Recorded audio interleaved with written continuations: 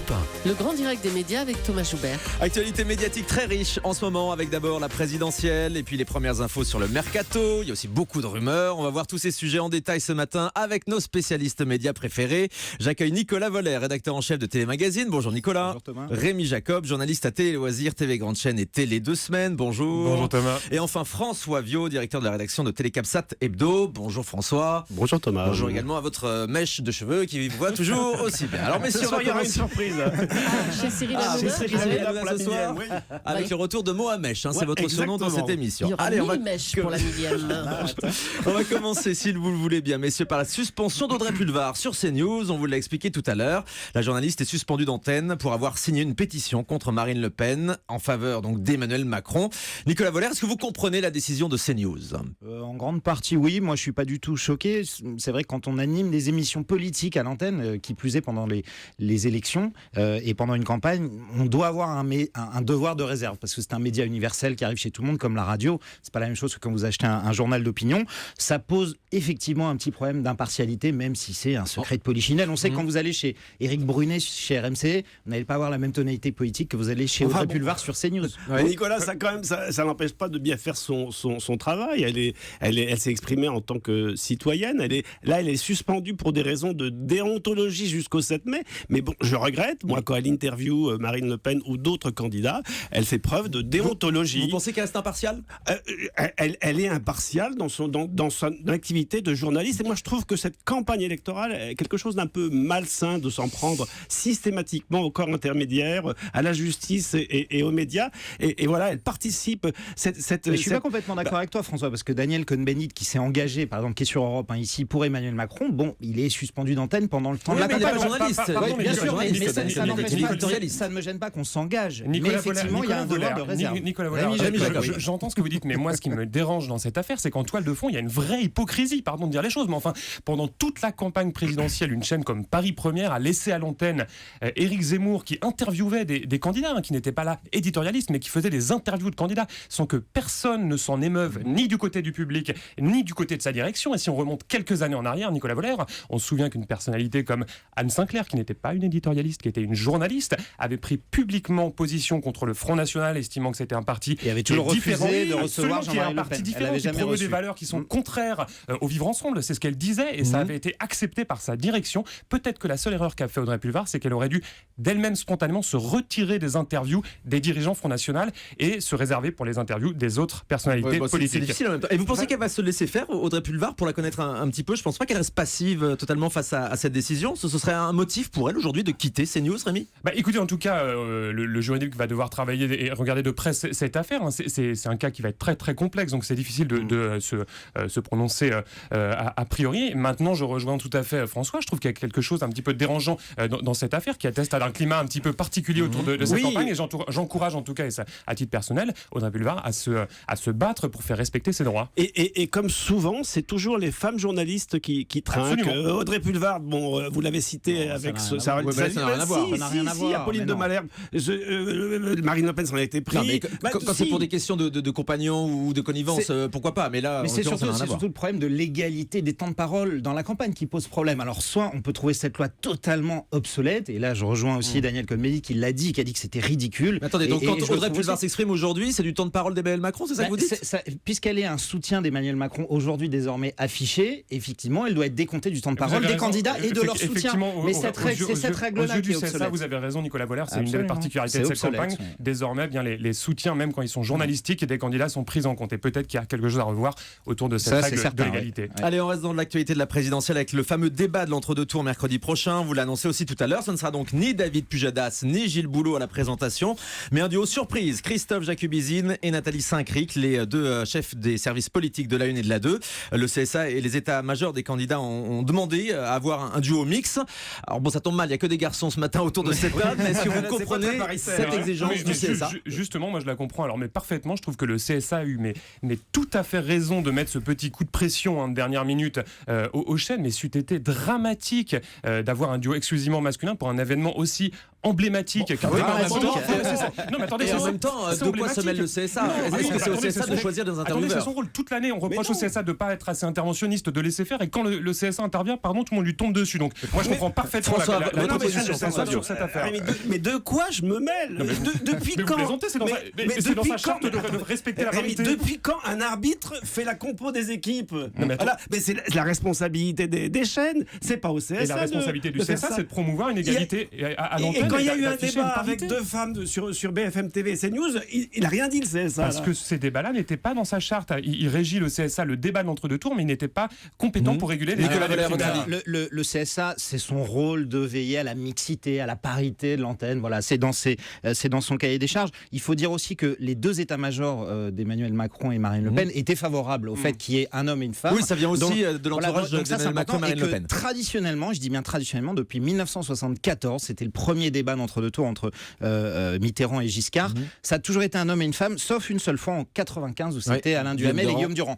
Donc c'est déjà, ça n'est jamais arrivé à part cette seule fois. Mais donc fois. là, sur le duo choisi, Jacubizine, Nathalie Saint-Cric, c'est quand même un peu un duo par défaut, on a l'impression, Nicolas? Alors, pas forcément, parce qu'en ayant recherché, je ne veux pas faire mon Franck Ferrand, mais en ayant recherché dans l'histoire, en 88, c'était Chirac-Mitterrand.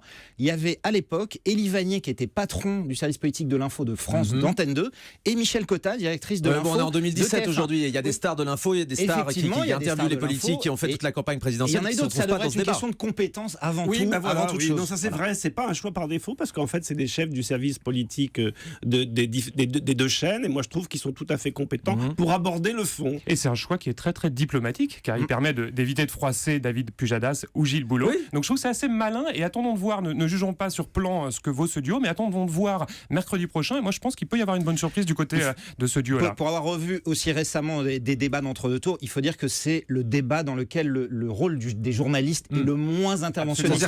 Ils doivent passer des thèmes, et c'est surtout l'affrontement des 2 personnes. C'est ça qui sera intéressant. Des 2 candidats qui est intéressant. Le rôle des journalistes est moindre. Autre petit problème qui se pose pour ce débat, c'est sa date, mercredi prochain. À la même heure, il y aura un match de foot très important entre Monaco et la Juventus. Certains ont carrément réclamé de changer la date du débat. Alors qui est amateur de ballon rond? C'est grotesque. J'aime beaucoup le foot, mais enfin cette question elle est grotesque. Ce débat il est absolument abject. Mais depuis quand un match de football doit dicter le tempo, doit dicter la programmation d'un événement, mais aussi important qu'un débat d'entre-deux tours? Pardon, mais je suis tombé de ma chaise. Moi je regarderai les 2, évidemment. Alors il y a une seule chose pour les amateurs de foot, c'est que ça n'est que, entre guillemets, le match aller, c'est-à-dire qu'il y aura un match retour la semaine prochaine. La qualification ne va pas se jouer ce soir-là pour Monaco. Maintenant, c'est déjà prévu depuis longtemps par l'UEFA, enfin vendredi au tirage au sort. Et traditionnellement, le débat est toujours le mercredi. Alors, ne me demandez pas pourquoi, c'est pas le jeudi, c'est pas le mardi, c'est toujours le mercredi. Avant le deuxième changer la date du débat, ça on est tous d'accord. C'était impossible de changer. Donc ça n'est que sur une chaîne payante, Bein Sport. Donc voilà, donc ça va pas impacter l'audience. Les agendas étaient surchargés des 2 candidats, donc voilà, c'était le mercredi, allez. Alors tiens, encore sur ce débat, BFM TV aimerait y participer. Hervé Bérou est venu nous expliquer hier matin dans ce studio pourquoi il aimerait être à la table, que sa chaîne soit représentée à la table de ce débat. TF1 et France 2 ne veulent pas. J'ai écouté Hervé Bérou hier et je comprends parfaitement sa position. À titre personnel, je trouve que TF1 et France 2 ont fait preuve d'un conservatisme qui, moi, me choque. La tradition. Oui, non, mais attendez, on est en 2017, Thomas. Il y a quand même le paysage, il a évolué. Il y a eu l'apparition de chaînes comme BFM TV qui sont des acteurs majeurs qui auraient pu prétendre à la co-organisation de ce débat. Et je précise une chose, c'est que ça aurait été également intéressant pour TF1 et France 2, puisque ça aurait permis de mutualiser les coûts de production et de faire baisser la facture pour chacun des co-organisateurs. Rémi, quand France 2 a demandé à retransmettre le débat avec les 11 candidats, non, mais attendez, c'était à la dernière minute. Ils ont demandé une semaine avant. Alors que ça a été une fin de non-recevoir de BFM TV. Est-ce qu'il y a vraiment besoin de 3 personnes pour mener un débat?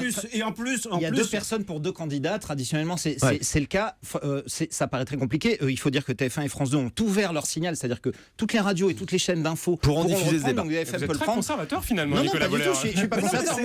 Moi, ce que je préférais, c'est qu'on est comme aux États-Unis, c'est-à-dire 3 débats entre Hillary Clinton et Donald Trump. Il y a eu 3 débats.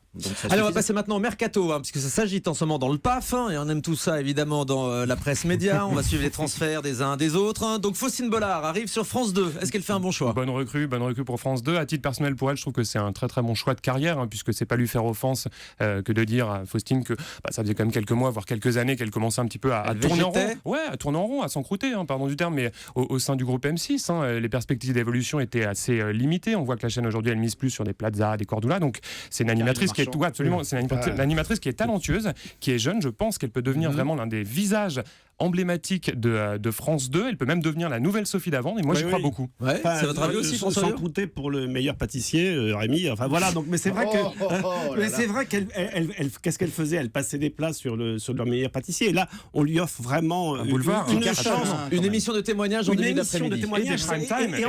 Et en fait, Faustine Bollard, elle a toujours revendiqué ça. Elle l'a fait même sur Europe 1. Elle l'a fait sur W9. C'est ce qu'elle a envie de faire. Avec Vie Croisée.